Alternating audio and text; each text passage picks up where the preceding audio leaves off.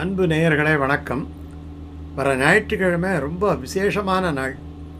என்ன அற்புதம்னா, அன்னைக்கு சப்தமி திதி, ஞாயிற்றுக்கிழமை. ஞாயிறு ப்ளஸ் சப்தமி ரெண்டும் சேர்ந்தால் அது நம்முடைய வழிபாட்டிலே, ஜோதிடத்திலே ரொம்ப விசேஷமான மங்களகரமான திதி. அதுக்கு பானு சப்தமின்னு பேர். இதற்கு ஆன்மீக ரீதியாக, புராண ரீதியாக சப்தமி திதிக்கு எத்தனையோ முக்கியத்துவங்கள் உண்டு. ரொம்ப அற்புதமான திதி. இந்த சப்தமி திதி அப்படி என்றாலே சூரிய பகவானை வழிபடத்திற்கு உகந்த நாள். ஞாயிற்றுக்கிழமையும் சூரிய பகவானுக்கு உகந்த நாள். சப்தமி திதியும் ஞாயிறும் சேர்ந்தா அன்னைக்கு சூரியனுடைய அற்புதமான நலன்கள். ஆத்மகாரகன் இல்லையா, சூரியன் தான் கிரகங்களுக்கெல்லாம் தலைவன். சூரியன் ஒளி பெற்றுதான் எல்லா கிரகங்களும் ஒளிர்கின்றன. அந்த கிரகங்கள் ஆற்றலை பெறுகின்றன. அந்த ஆற்றலை தருவது சூரிய பகவான். சூரிய பகவான் இல்லாட்டி உலகம் கிடையாது, உயிர்கள் கிடையாது. அவருடைய நாள், அவருடைய திதி சப்தமி திதி. அன்னைக்கு கோடி சூரிய கிரகண புண்ணிய காலத்திற்கு சமம்.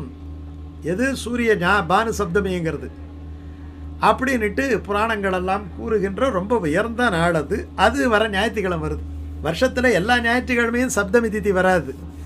ஆனால் இப்போ வரக்கூடிய ஞாயிற்றுக்கிழமை சப்தமியும் சேர்ந்து வர்றதால சப்தமிக்குரிய புண்ணிய பலன்களும் ஞாயிற்றுக்கிழமைக்குரிய புண்ணிய பலன்களும் சேர்ந்து நமக்கு கிடைக்கின்றன. சப்தம் அப்படி என்றாலே 7ன்னுட்டு அர்த்தம். இந்த பிரபஞ்சத்தில் இருக்கக்கூடிய பல விஷயங்கள் 7 தான் இருக்கும். அந்த சப்தமி திதியிலே நம்ம என்ன வழிபாடு செய்யணும்? அன்னைக்கு சூரிய நமஸ்காரம் பண்ணணும்.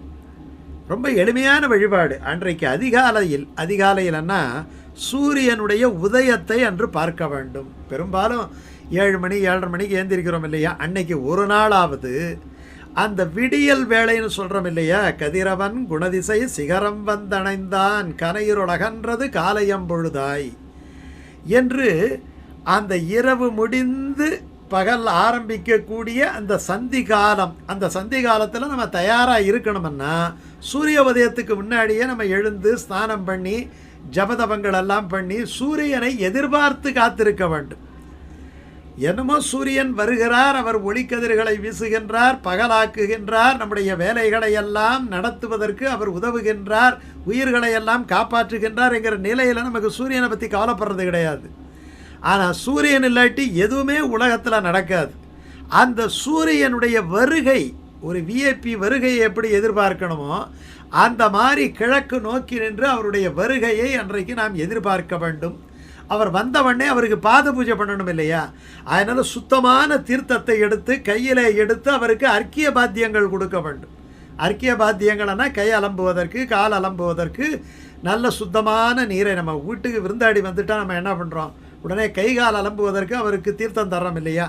அந்த மாதிரி பண்ணி ஆதித்ய ஹிருதய ஸ்தோத்திரம் இருக்குது. இந்த ஆதித்ய ஹிருதய ஸ்தோத்திரத்தை அகத்திய மாமுனிவர் ராமனுக்கு உபதேசம் பண்ணார். அப்போ ராமர் பரம்பொருளாச்சே தெரியாதான்னா தெரியும். காரணம் தெரிந்தாலும் கூட கிருஷ்ண பகவானும் ராமனும் எப்படி வசிஷ்டருக்கும் விஸ்வாமித்திரருக்கும் சீடராக இருந்தார்களோ, எப்படி வசுதேவனுக்கும் நந்தகோபனுக்கும் குழந்தையாக இருந்தார்களோ, எப்படி யசோதைக்கும் தேவகிக்கும் கோசலைக்கும் குமாரனாக இருந்தார்களோ, அப்படி இந்த அகத்தியர் இந்த சூரியனுக்கு அந்தர்யாமியாக சூரிய நாராயணனாக இருந்தாலும் கூட அந்த ஆதித்ய ஹிருதயத்தை கேட்டுக்கிட்டு அவர் போரில் ஜெயித்தார் அப்படின்ட்டு ஒரு வரலாறு வருது. இந்த ஆதித்ய ஹிருதய ஸ்தோத்திரம்ங்கிறது நம்ம உலகத்துக்காக அவர் கொடுத்தது. அவர் சூரிய குலத்தில் வந்தவர் இல்லையா? ராமச்சந்திரன் அப்படிங்கிற பெயர் இருந்தாலும் சூரிய வம்சம் இருந்தாலே அந்த சூரியனை வணங்காமல் அவர் எந்த காரியத்தையும் செய்வது கிடையாது. நமக்கு எடுத்து காட்டுகின்றார். நமக்கு எடுத்து சூரியனை வணங்குங்கள், 1000 கரங்கள் நீட்டி அணைக்கின்ற தாயே போற்றின்னுட்டு கண்ணதாசன் சொன்னார் இல்லையா? அந்த சூரியனை வணங்கும் பொழுது எல்லாரும் மருத்துவர்களே சொல்கிறாங்க, இந்த சூரிய நமஸ்காரத்தினுடைய பலன் என்ன என்று சொன்னால் கண் பார்வை அவ்வளோ அற்புதமாக இருக்கும். கண் பார்வைங்கிறது ஒன்று ஞான திஷ்டியே நமக்கு கிடைக்கும், ஸ்தூல திஷ்டி சாதாரணமான வெளிக்கண் பார்வையும் நமக்கு ரொம்ப அற்புதமாக பளிச்சென்று இருக்கும். உள்ளே இருக்கக்கூடிய ஒரு கண் இருக்குது இல்லையா? கண்ணன்னா அவேர்னஸ். விவேகானந்தார் சொன்னார் இல்லையா, எழு விழுன்னுட்டு, அந்த விழிப்புணர்வு, அதற்கான இந்த அகக்கண்ணும் விழித்து கொள்ளும். தீராத நரம்பு வியாதி, கண் நோய்கள், தோல் நோய்கள் இதெல்லாம் இந்த சப்தமி திதியில். ஏன்னா இந்த நவகிரகங்களுக்கெல்லாம் ஒரு குஷ்டம் வந்ததான். அந்த குஷ்டம் வந்து தோல் நோய் வந்து அந்த தோல் நோயை ஒரு ஞாயிற்றுக்கிழமை என்று அவர்கள் இந்த சப்தமி திதியிலே நீக்கி கொண்டார்கள் அப்படிங்கிற ஒரு வரலாறு இருக்குது. அதனால் சப்தமி திதியிலே விரதம் இருந்து சூரியனை வழிபட இந்த நலன்களை எல்லாம் பெறலாம். அந்த சப்தமி திதியிலே சூரிய நாராயணனுடைய அருளை பெற விரதம் இருந்து வழிபட வேண்டும். ரொம்ப எளிமையான விரதம். ஏற்கனவே சொன்ன மாதிரி அதிகாலையிலே எழ வேண்டும், நீராட வேண்டும், கிழக்கு நோக்கி நின்று சூரியனுக்கு அர்க்கியம் நீர் சமர்ப்பித்தல் செய்ய வேண்டும். ஆதித்ய ஹிருதயம், சூரிய காயத்ரி, சூரிய அஷ்டோத்திரம் இவற்றை பாராயணம் செய்யலாம். சிகப்பு மலர்கள், சிகப்பு வஸ்திரம், கோதுமை, வெல்லம் இவற்றாலே நைவேத்தியம் செய்து மலர்களாலே அர்ச்சனை செய்து சூரிய பகவானை வழிபட வேண்டும். அந்த சூரிய சப்தமி, பானு சப்தமி அன்னைக்கு விரதம் இருக்கிறது ரொம்ப விசேஷம். அதனால் உடல் ஆரோக்கியம் அதிகரிக்கும், எல்லா பிரச்சனைகளையும் முதல்ல ஆத்ம பலம் அதிகரிக்கும், ஆயுள் அதிகரிக்கும், ஆயுள் பலம் அதிகரிக்கும். அரசு தொடர்பான காரியங்கள் அவைகளிலே எல்லாம் வெற்றி கிடைக்கும், புகழ் கிடைக்கும், கீர்த்தி கிடைக்கும், தன்னம்பிக்கை வளரும்.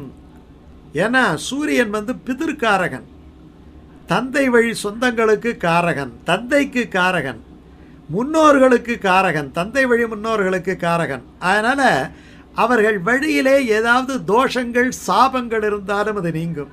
பிதுர் தோஷ நிவர்த்தி. இது பானு சப்தமி விரதத்தாலே நமக்கு கிடைக்கக்கூடிய மிகப்பெரிய லாபம்.